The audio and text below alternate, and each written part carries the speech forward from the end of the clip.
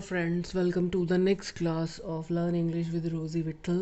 So flamingo में आज हम आगे फिर पोएट्स एंड पैनकेक्स का बाकी बचा हुआ हिस्सा करने जा रहे हैं। जेमिनी स्टूडियो के लोगों को कम्युनिज्म से चिढ़ थी।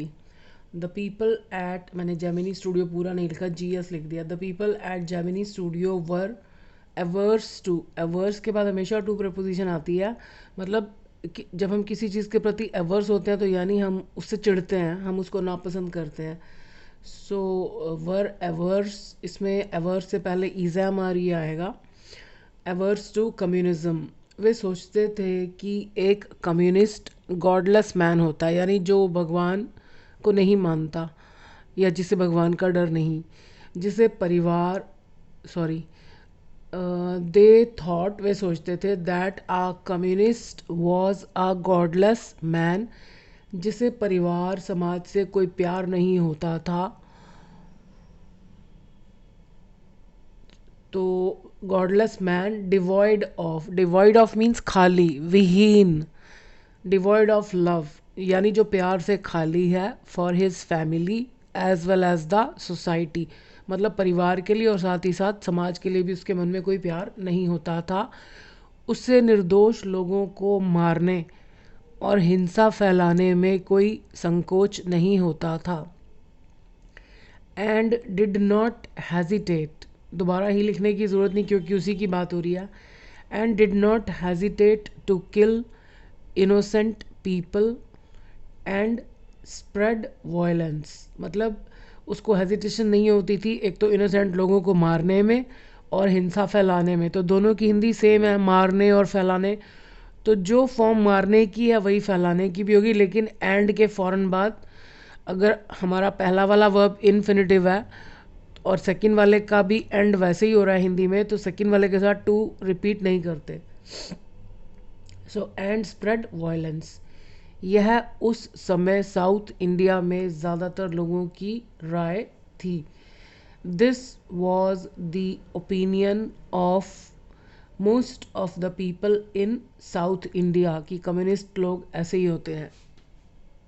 उन्हीं दिनों फ्रैंक बुकमैन अपनी 200 लोगों की री armament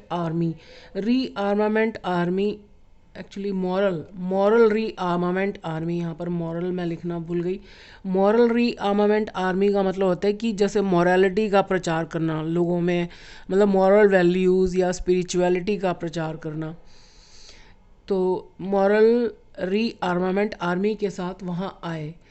during those days Frank Buchman with his, या फिर मॉरल नहीं लिखा मैंने, moral re armament army of 200 people came there, means Buchman with his armament came there,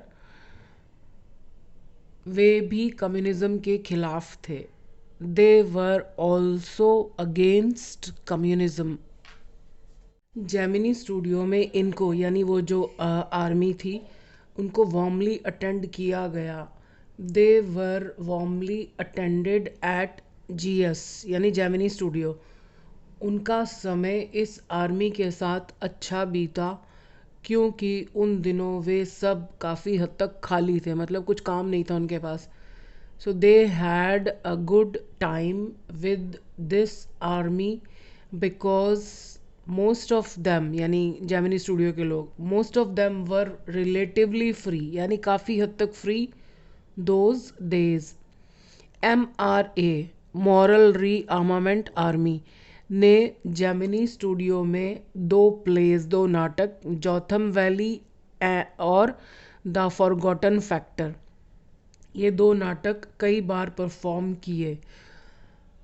MRA performed 2 plays, अब प्लेस के नाम मैंने दोबारा यहाँ नहीं लिखे, वो आप दोबारा कर लीजिएगा। 2 plays, Jotham Valley and the forgotten factor, at GS, मतलब जेमिनी स्टूडियो में। MRA performed the MRA performed several shows of the 2 plays at GS, plays के नाम आप लिख लीजिएगा। जेमिनी परिवार के 600 लोगों ने इन्हें बार बार देखा। The 600 members of GS saw them again and again. इन प्लेज के संदेश मैसेजेस सिंपल और आध्यात्मिक उत्थान वाले होते थे, यानी समाज सुधार वाले होते थे। कुछ अध्यात्म के बारे में, मतलब जीवन का लक्ष्य, भगवान आदि की बारे में बताने वाले होते थे।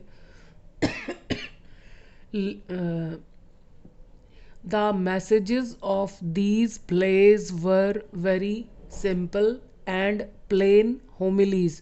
homilies होता है जैसे उपदेश, सुधारने के जो उपदेश हैं, लेकिन उनके सेट्स और पोशाकें उच्च श्रेणी के होते थे। मतलब उनके मैसेजेस बिल्कुल सिंपल होते थे, समाज सुधार की बातें करते थे, but their sets and costumes, मतलब जो ड्रेसेस वो पहनते थे, वर ऑफ फर्स्ट रेट, यानी हाई स्टैंडर्ड के होते थे। मद्रास और तमिल कम्युनिटीज़ उनके सनराइज़ और सनसेट के सेट से इतने प्रभावित थे कि उन्होंने अनगिनत बार अपने प्लेज में ऐसे ही सेट्स यूज़ किए। यानी जो एमआरए के सनराइज़ और सनसेट के जो वो सेट बनाते थे, वो उनको इतने पसंद आए कि वो कई, मतलब काफ़ी समय तक वैसे ही सेट्स अपने प्लेज में यूज़ करते रहे। The Madras and Tamil communities were so impressed by their sets of the sunrise and the sunset that they used set लिखा हुआ यहाँ पर, sets countless times in their plays, अनगिनत बार यूज़ किए। चूँकि MRA यानी ये जो मॉरल रीआर्मामेंट आर्मी है, एक इंटरनेशनल विरोधी था कम्युनिज्म का। सिंस मतलब क्योंकि ऐसा था, since MRA was an international opponent of communism, तो मद्रास के बिग बॉसेस जैसे मिस्टर वासन, जो जेमिनी स्टूडियो के मालिक थे, उनके इशारों पर चले, यानी उनके कहे में आए। So the big bosses of Madras like Mr. S.S. Watson played into their hands, यानी वो उनके इशारों पर चले क्योंकि वे भी इसी प्रकार का ओपिनियन रखते थे। अच्छा, इसकी इंग्लिश मैंने लिखी नहीं। Because they also had the same opinion about communism, they also had the same opinion about communism. MRA communist विरोधी था या नहीं, यह GS के लोगों के लिए बहुत ज़्यादा महत्वपूर्ण नहीं था। मतलब वैसे उनको बहुत ज़्यादा फ़र्क नहीं पड़ता था कि MRA के जो लोग हैं वो कम्युनिज़म के ख़िलाफ़ हैं या नहीं।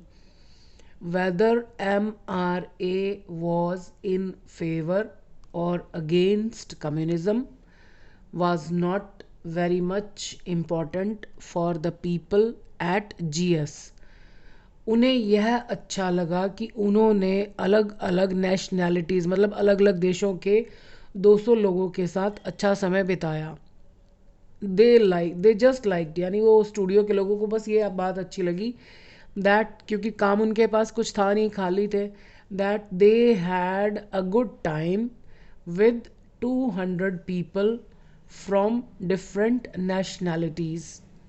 कुछ महीनों बाद GS में यानी जेमिनी स्टूडियो में एक और बड़ी घटना हुई।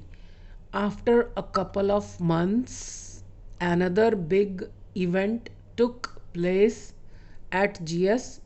जब मद्रास के बिग बॉसेस को इंग्लैंड के एक कवि के आने के बारे में पता चला, when the big bosses of Madras came to know about the arrival of an English poet from England, जिसका नाम वहाँ के लोगों को कुछ अनसुना सा लगा, मतलब कभी सुना ही नहीं इस कवि का नाम। whose name sounded, साउंड होता है सुनने में लगा whose name sounded unfamiliar to the people at GS। कोई चीज़ आपके लिए अपरिचित है तो टू प्रपोजिशन आती है। So whose name sounded unfamiliar to the people of GS, sorry, the people at GS। So आज के लिए इतना ही। तैयारी अच्छे से करते रहिए, और अगर आप इसको सुनेंगे 2-3 बार, जिन लोगों की इंग्लिश ठीक ठाक है, तो आपको काफ़ी हेल्प मिलेगी जिनकी ठीक ठाक नहीं है तो पहले उनको अपनी इंग्लिश ठीक ठाक करनी चाहिए। उसके लिए आप ग्रामर की वीडियोस देखिए, प्रैक्टिस कीजिए। थोड़ी मेहनत, थोड़ा ज़्यादा पढ़ना पड़ेगा, लेकिन बहुत इजी तरीके से एक्सप्लेन किया है तो आप जल्दी कवर अप कर सकते हो। जो बेसिक हैं, मतलब जिनके बिना आप अपने आप नहीं लिख सकते अगर आपको वो रूल्स नहीं मालूम। So I wish you all the best. Thank you.